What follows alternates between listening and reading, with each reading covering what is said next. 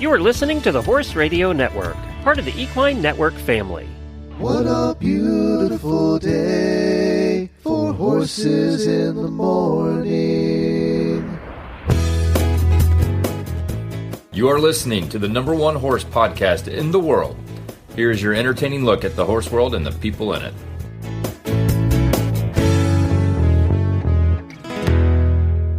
I'm Samantha Oldfield. And I'm Christy Landwehr, and you are listening to this special monthly NRHA episode of Horses in the Morning on the Horse Radio Network for this Thursday, November the 13th. Good morning, Horse World. It's the second Thursday of the month. That means it's time to slide into the National Reining Horse Association episode of Horses in the Morning. In this National Reining Horse Association episode, listen in as we take you straight into the heart of the 2025 NRHA European Derby. You'll hear directly from the champions themselves, what fueled their ride to the top and what's next on their competition schedules.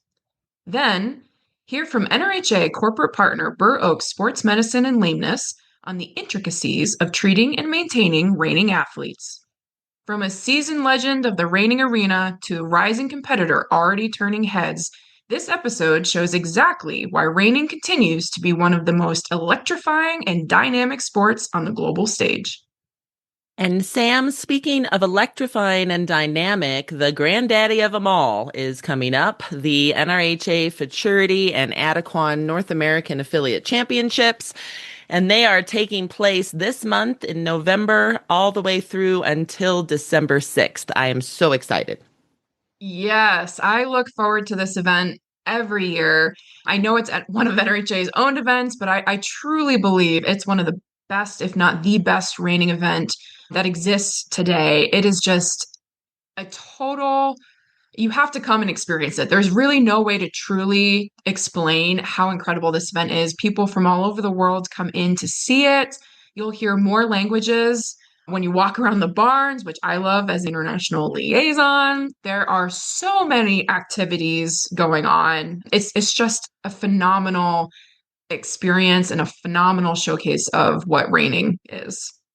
And for those who are listening who have never been before, think about coming. If I was you, this is what I would do. I would come on Wednesday, December 3rd, and I would buy a ticket to the Sliders Night Out. That is our Reining Horse Foundation fundraiser. It's a great event to be able to see all of the Hall of Fame inductees, both horses and humans that have taken place during the year.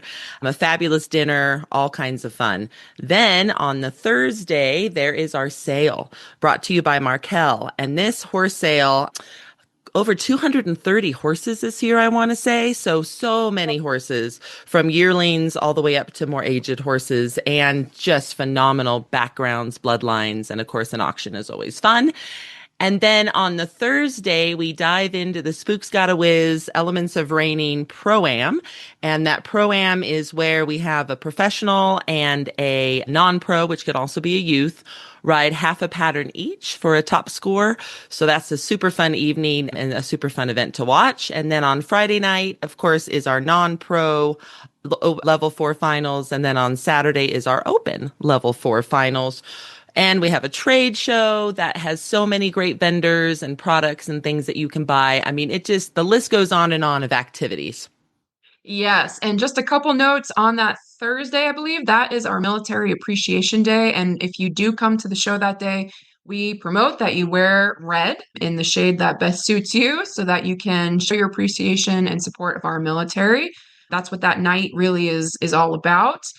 And if you're coming to the Pro-Am, if you're an international competitor, or if you're someone who would like to meet many of our international members and fans, we have the international reception that happens at 7 p.m. right in the Rainer Suite Lorick Ranch Lounge. And that's to help celebrate all of our international competitors as well that have made the trip over to this event. So much going on, so much fun. It's just a whirlwind, but you have to come experience it. And speaking of the military night, just a couple of days ago was Veterans Day. So shout out to all the veterans. My husband is Army. He served in, speaking of international, Mannheim, Germany, is where he was stationed. He became a military trained respiratory therapist over there.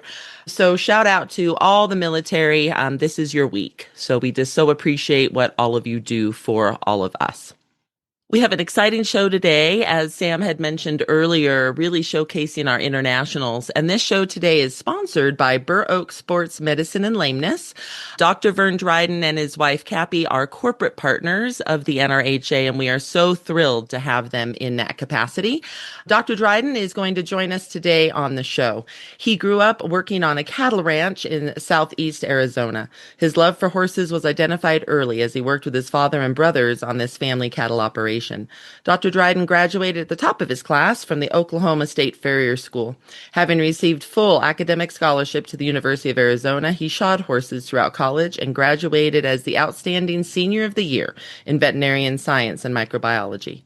Dr. Dryden, first name Vern, is one of a small number of veterinarians with a unique skill set of their veterinarian degree combined with a certified journeyman farrier accreditation from the American Farriers Association. Vern then attended Washington State University College of Veterinary Medicine. He provided farrier services for the vet teaching hospital there until he graduated. That spring, Vern accepted a one-year internship at the Rood and Riddle Equine Hospital in surgery and podiatry in Kentucky. He was then offered an associate veterinarian position and became a partner. In January of 16, he started Burr Oak Sports Medicine and Lameness. His business has grown with a focus in sports medicine and now has locations in Kentucky, Florida, Arizona, and Texas. He is also licensed and practices in 7 other states. He and his wife, Cappy, own, breed, and show American quarter horses, and he serves as a show veterinarian at many of our NRHA shows. He is dedicated to the well-being of his patients and his family. Dr. Dryden, welcome to the show. We're so excited to have you on. Thanks for having me. So tell us about your horsey background. How did it all begin? What was your first pony ride? What all happened? That's a great one. So I grew up, my family owns a working cattle ranch in southeast Arizona, 4th generation rancher. My great-grandfather, Hollis Holiday, homesteaded it in 1890, and it's been in the family ever since. So I grew up ranching, rodeoing, cowboying, had a great childhood, did a lot of 4-H, FFA stuff, and I was always on horseback since I don't ever remember not being on horseback. So went through high school doing some roping, team roping mainly, and then some in college. So that's pretty much my background, and now compete with my wife with the reiners and have thoroughly enjoyed getting into reining and love it. Wow, that's awesome. It's a rich history with the horse, and that's probably partially what contributed to your successful career so far. Now, when we're talking about reining horses, obviously for us, soundness is everything. You just simply cannot do the sport without a sound horse. So, what is your approach to soundness in the equine athlete?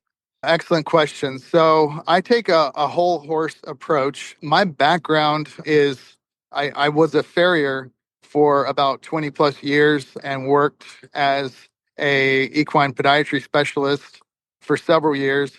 So definitely from the ground up, if you will, no foot, no horse, but will also with the understanding of sports medicine, looking at other aspects. I see a lot of issues with neck and back, axial skeletal stuff. So there's a whole horse approach for sure. And the nutrition, a good neurologic exam with as many cases as we see of EPM, you can't count that out because a lot of times it'll look like a lameness, but is really a neurologic deficit. So I say a whole horse approach to lameness is definitely how I see things.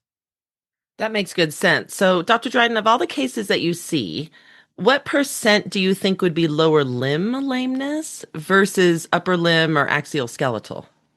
Good question. And I think that majority of lamenesses or injuries that we see are lower limb. I would say at least 75 to 80% are lower limb. with that, you do see a significant amount of soreness or lameness issues associated with upper limb or axial skeletal, SI, lumbar region, neck arthritis, and or kissing spines. So we do sometimes see some hip arthritis or coxofemoral joint arthritis, especially if a horse has had like a fractured pelvis when they were a baby, and that fracture goes through the acetabulum or the joint space. Inevitably, they'll get some arthritis later on in life in the hip. But I would say definitely lower limb lameness and injuries are probably about 75% or 80% of the cases that we see.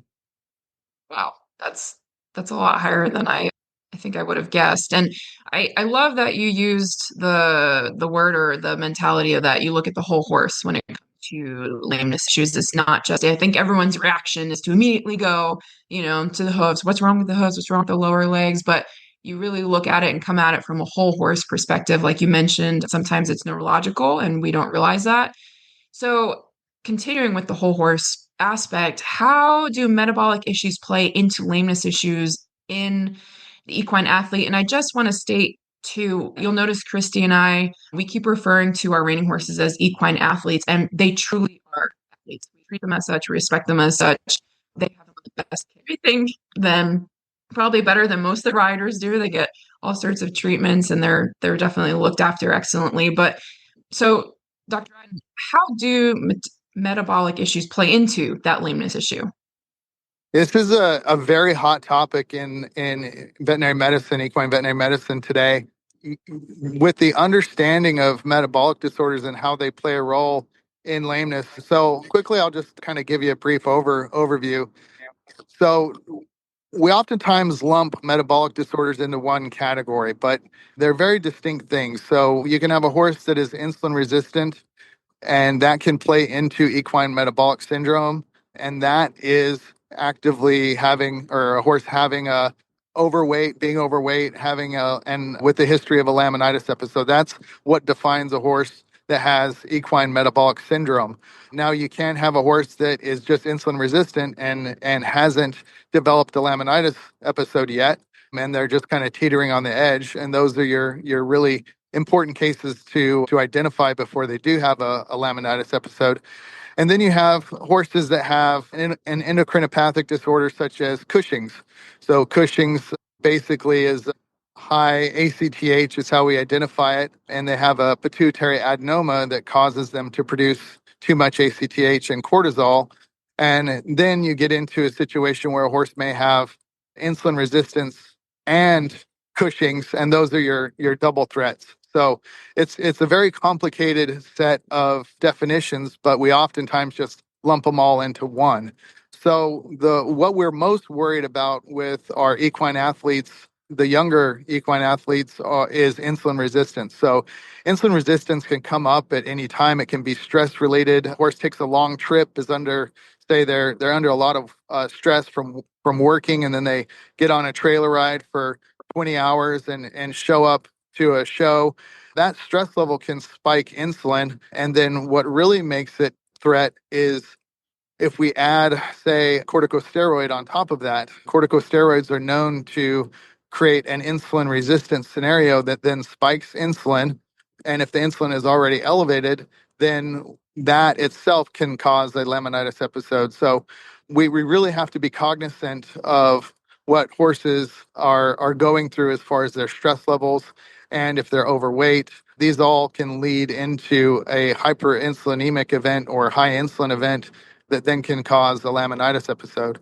And that, I think, relates to what we do as far as treatment protocols. When we're getting horses ready for a big show, we're oftentimes going to do some joint therapy, choosing what we use for those therapies, like a corticosteroid or a biologic or a polyacrylamide, really makes a difference, because if a horse's insulin level is elevated and we give them a corticosteroid, we can actually induce a laminitis episode, because it then spikes insulin into a very, very high range without knowing it. So in my practice, I use a stall side insulin test called Wellness Ready. That's a company that I developed this test for for this reason, so that we can check horses' insulin levels prior to treating them and decide whether it's safe enough to treat them with a corticosteroid. So I think metabolic issues are a huge concern for us now, understanding how insulin levels tie into risk assessment for laminitis episodes. Dr. Dryden, I could talk to you for hours about Burr Oak and also about your Wellness Ready program. I think both of them are fantastic. How can our listeners that might not necessarily be coming to our horse shows and seeing you like we're going to here soon at Futurity, how can they find out more about you? What is your website, your social media? What's the best way for them to reach out?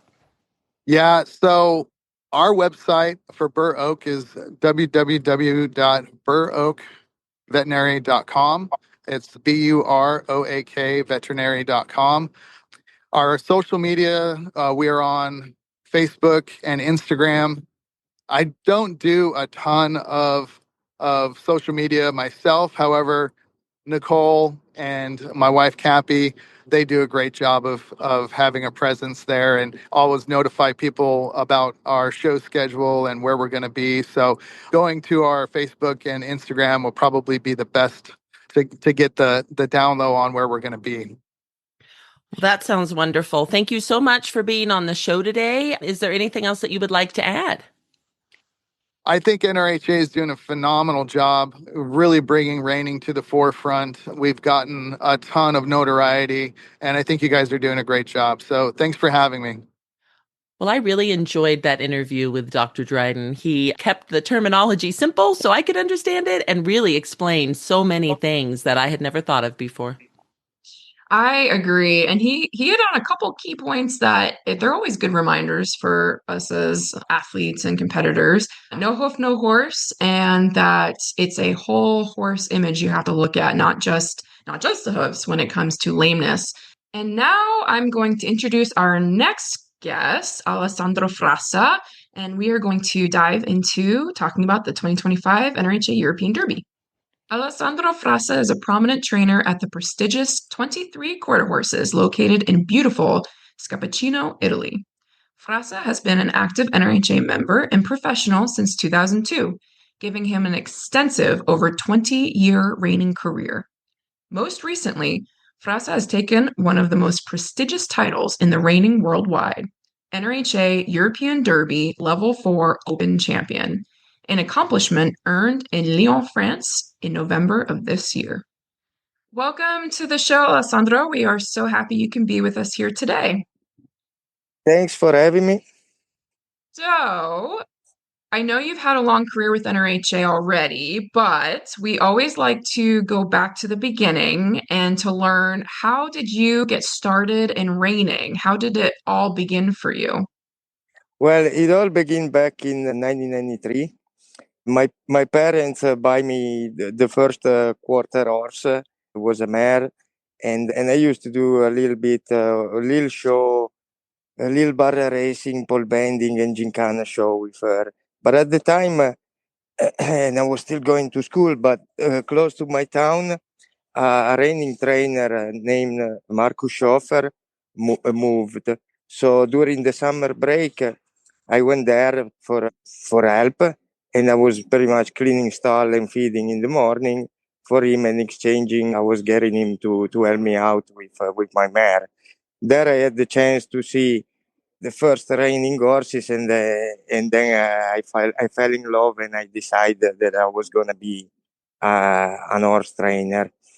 From there, then I had my parents forced me to finish the school because I just was just thinking about horses. And once I finished the school back in '97, I went straight to the States, and I went to work for Sergio Elia.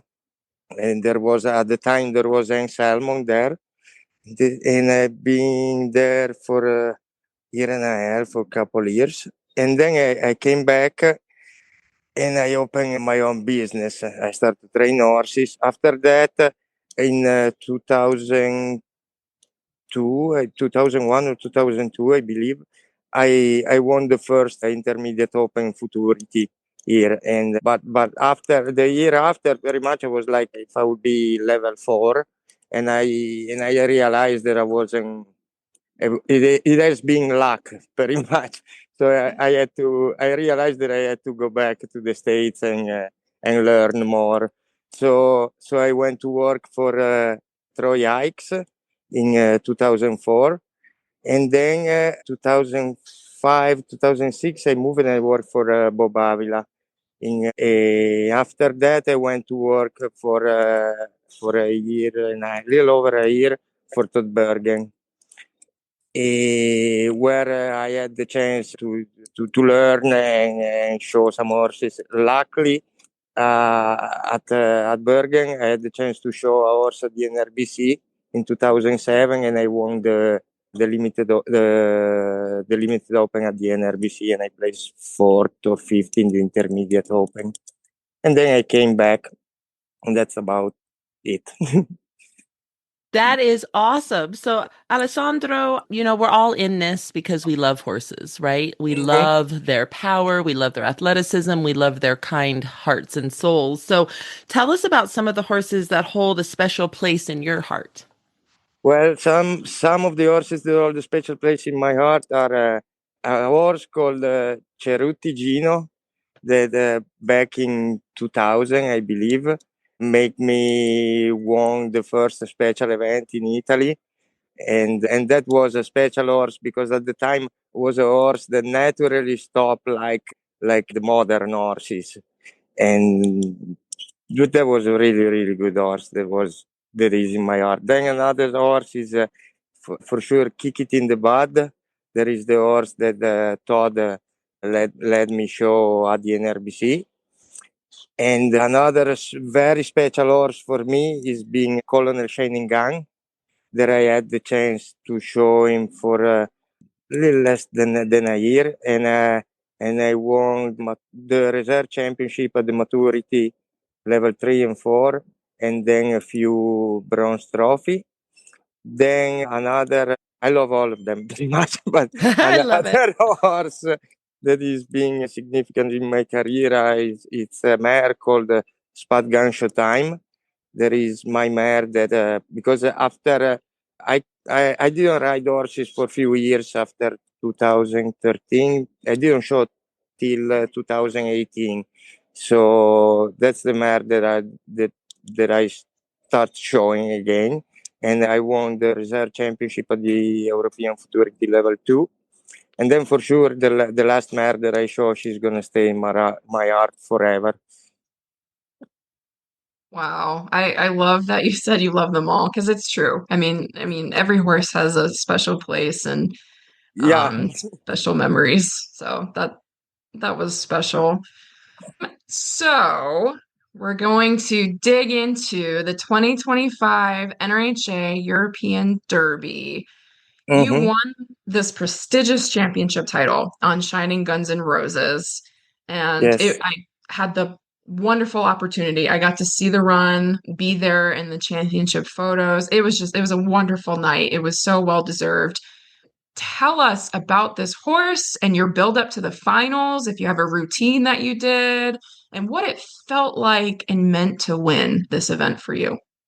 Okay, Shining Guns and Roses, we called her Trixie. Her nickname is Trixie. She's a 5-year-old mare that is bred by 23-quarter horses by Colonel Shining Gun and out of Roses for Einstein. There is a mare by Einstein Revolution that has a lifetime earnings around 30,000. Trixie is being started as a 2-year-old by some guy that works at the time at 23-quarter horses, and since they didn't have a trainer at the time, from the end of her 2-year-old year, since July of this year, she's always being ridden by Manuel Bonzano, who took her in any major non-pro special event final and placed a reserve champion non-pro at the European Futurity. This mare was also qualified for the World Reining Championship this year, and Manuel asked me if I could ride her for him and help him out with her for that show. And that turned out very good. Manuel and Trixie won the silver medal for the Team Italy, and with the highest score of the show, 220 and a half, and won the bronze trophy in the individual marking 222 and a half. After this, Manuel asked me if I would like to show her at the European Derby. So we gave her a little break, like a couple weeks, I think, and then I started to ride her again. I only have the chance to school her once in a small show, but she felt really good, so I was very confident with her. So then we got to Lyon, and the first go around, I really felt I never really show her before, but I really felt that she was special and really a show horse. So I had just to give her to let her do her job very much, give her confidence, and that's what I've done for the final. I haven't done much different in the preparation other than show her and let her do her job more without getting on her way, and that turned out really good. So for me to win this event and especially get qualified for the run for a million, it's just a dream coming true. It's something that I thought it would never happen personally. So I'm so proud of it.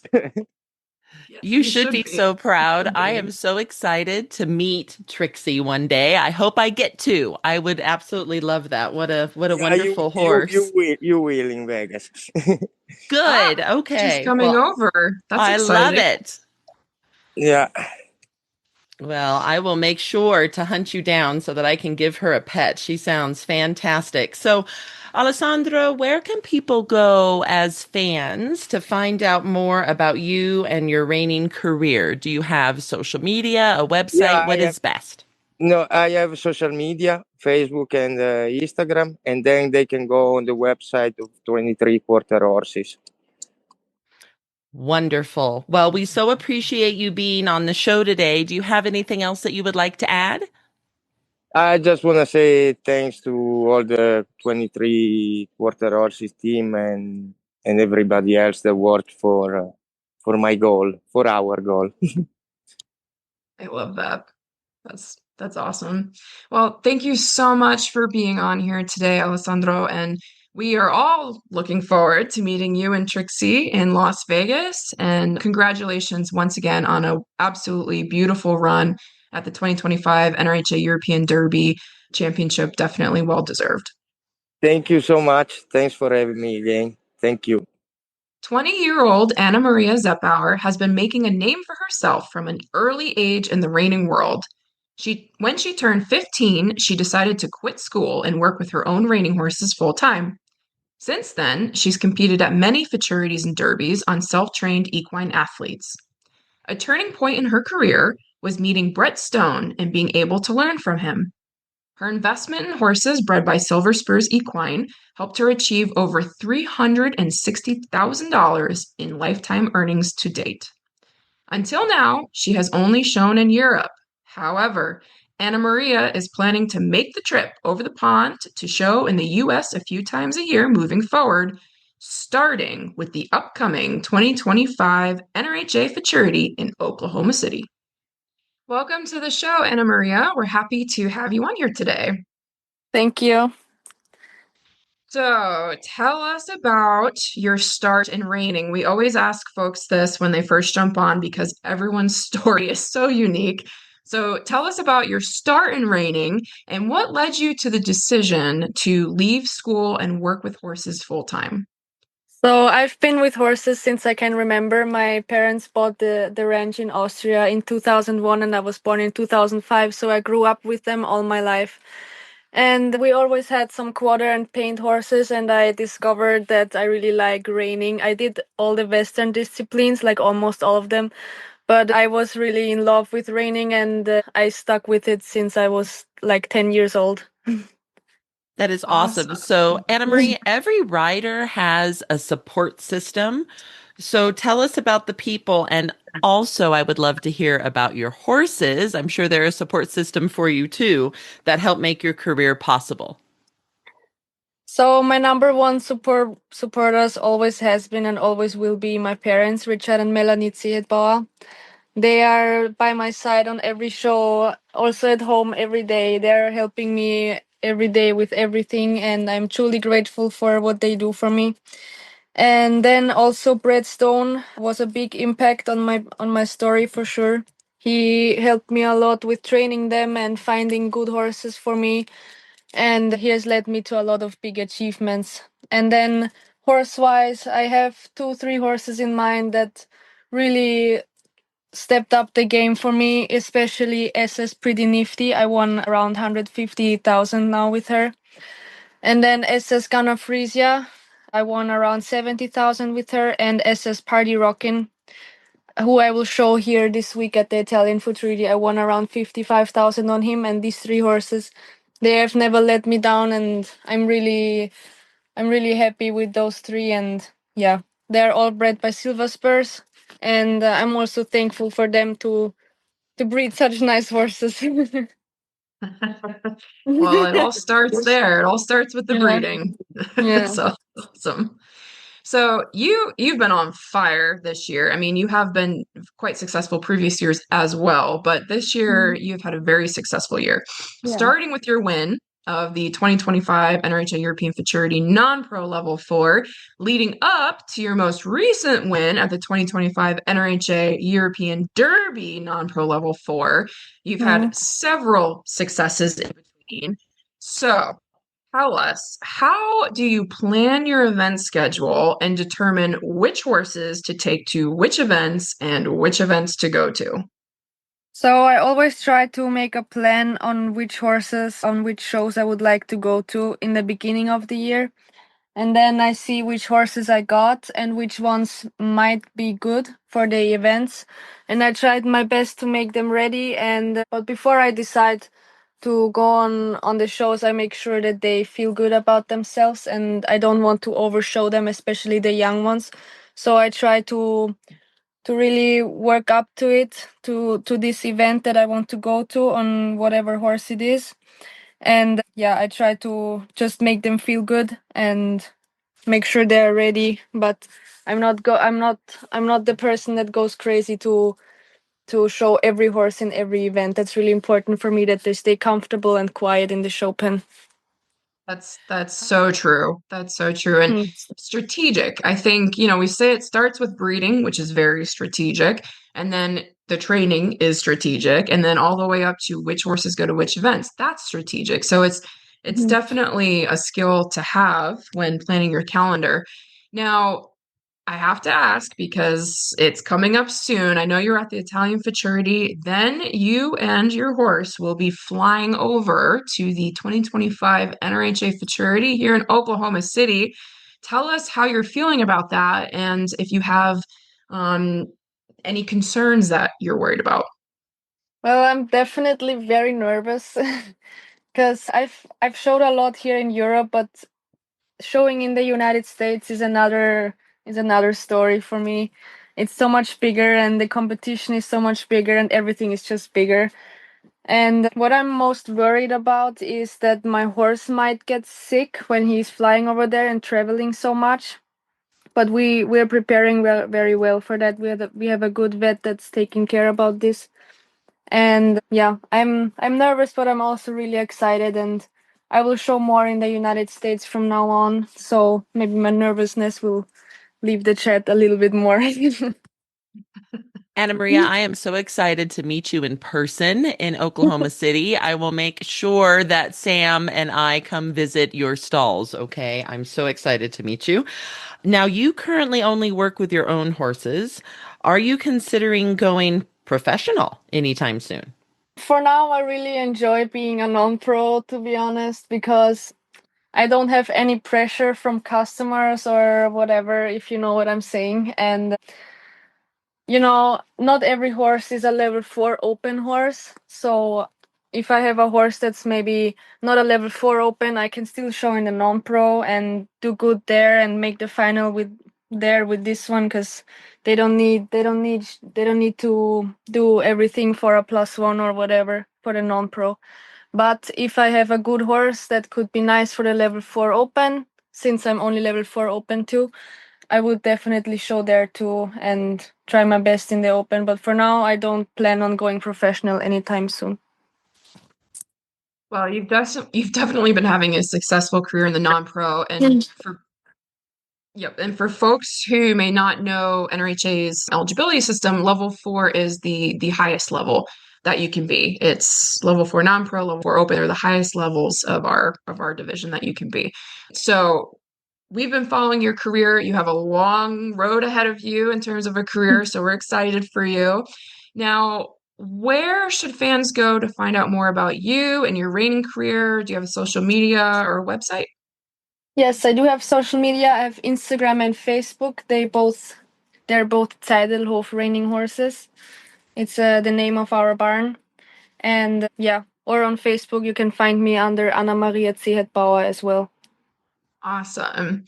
Well, as Christy mentioned, we are looking forward to seeing you here in Oklahoma City. We wish you absolute luck at the Italian Futurity as well. That's another big event on the reining calendar. And we will see you over here, you and your horse, in just about a week's time. Yeah. Thank you very much. I'm also very excited meeting you guys, and thank you for this interview. I enjoyed it. Absolutely. Thanks for joining us. So Anna Maria mentioned to us kind of offline that her horse's barn name is Tarzan, who she's bringing over to compete here in Oklahoma soon. I think that's fantastic. And one of the things I was thinking about, Sam, is you introduced her and then we were interviewing her. Okay, I have kids that are 19 and 21. They have not made $360,000 yet. As a matter of fact, we're probably in the hole about 160 for their college careers as parents. I just think what an amazing thing that our sport of reining can provide to these youth and young people if they are really good at what they do. Absolutely. Absolutely. And when you get to meet her when she's here in Oklahoma City, you will see she is cool as a cucumber. She is so steady Eddie when it comes to competition. It's really admirable the way that she handles her strategic plan for showing horses and training. And I'm looking forward to you getting to meet her because she's definitely a unique person. And yeah, absolutely. NRHA has offered a place for youth, not just to show in the youth division, but also in the non-pro divisions. We have some youth in other countries that, they get to the 17, 18-year-old and they decide they want to go pro. We have the apprentice program that allows youth the chance to try, or really young adults, I should say, the chance to try being a trainer before they go pro so they can test the waters. It's a really awesome opportunity that NRHA has for our young individuals.